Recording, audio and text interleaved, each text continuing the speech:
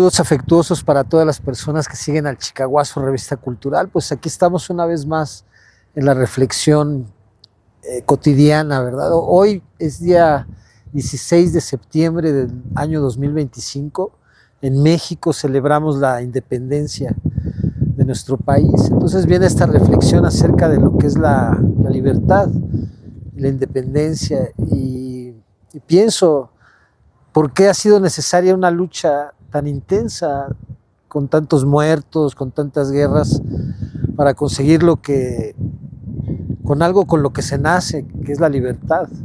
Precisamente estando aquí en el bosque, pues, ¿por qué ha sido necesaria estas luchas tan tremendas, tan intensas, cuando la naturaleza es libre por sí misma?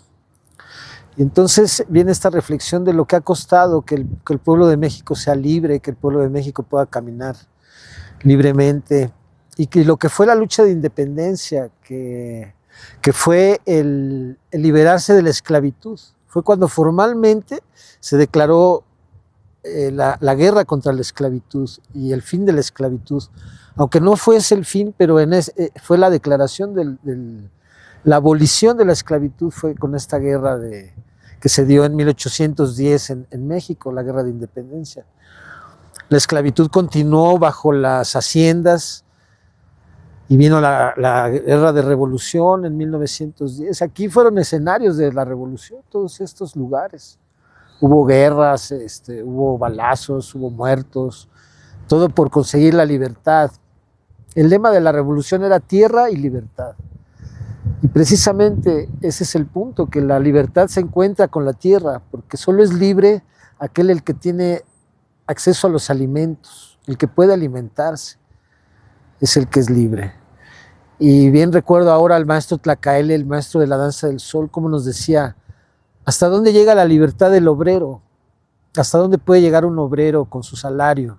Si el obrero quiere ir a Cancún, pues va a estar difícil. Si vive aquí en la Ciudad de México, con un sueldo de 200, de 300 pesos, 250 pesos al día, con trabajos llega a su casa y regresa, y esa es la libertad que tiene. Ese es el margen de libertad que tiene una persona con escasos recursos. Ahora la libertad también está determinada por nuestro acceso a la comida. Entonces, si dependemos de las grandes corporaciones para comer, para tomar agua, pues ya no somos libres. Y continúa esta lucha de libertad. ¿Por qué se vino todo este movimiento democrático por el que llegó el gobierno actual a México? ¿De dónde viene este movimiento? Yo nací en Tlatelolco en el año de 1970, y en el año de 1968, 2 años antes de mi nacimiento, había habido una gran matazón en Tlatelolco de estudiantes. Mataron muchísimos estudiantes ahí en Tlatelolco. Fue una masacre espantosa. Y había tanques ahí en la unidad habitacional de Tlatelolco, había tanques, había soldados, los jóvenes eran perseguidos. El sistema era presidencialista y eran constantes fraudes electorales que no permitían la elección libre de los gobernantes. Y entonces surgen todos estos esfuerzos democratizadores que han costado muchas vidas durante mucho tiempo. Vino incluso el movimiento zapatista más adelante, en el 94, también en esa búsqueda de libertad, donde los pueblos originarios, cansados, hartos del sometimiento y de la pobreza y de las condiciones en las que vivían, en las que viven todavía, se levantaron en armas en Chiapas, y fue un movimiento muy fuerte. El movimiento zapatista generó mucha reacción en nuestro país, y una gran parte de la sociedad apoyó ese movimiento, apoyamos ese movimiento, y en fin, es solo por nombrar los esfuerzos de emancipación que ha tenido el pueblo mexicano y que siguen hasta el día de hoy. ¿Por qué estamos todavía en conflicto político? ¿Por qué todavía estamos en este proceso de buscar independencia? ¿Por qué es tan importante estas fechas, no? Cuando vemos embates del extranjero que quieren más de los recursos naturales, porque ya tienen muchos recursos naturales, estamos en una situación, por ejemplo, nosotros como país le vendemos la gasolina a gasolineros privados para que ellos nos las vuelvan a vender a un precio mucho más elevado. Un ejemplo, ¿no?, de cómo las grandes empresas transnacionales se están apoderando de los recursos nacionales y de recursos estratégicos como el agua, por ejemplo, cómo es que los manantiales que son necesarios para la vida son ahora concesionados a grandes empresas que los usan para hacer negocio. Y cómo grandes empresas se han apoderado del oro, de la plata, de las playas, de los árboles maderables, de muchas cosas. Entonces, ¿por qué es importante el día de hoy? Y de acuerdo a mi reflexión, pues es el continuar luchando por nuestra libertad. Y la libertad tiene que ver no solo con los seres humanos, también tiene que ver con los animales, tiene que ver con las plantas, tiene que ver con el equilibrio y con la relación que tenemos con la naturaleza.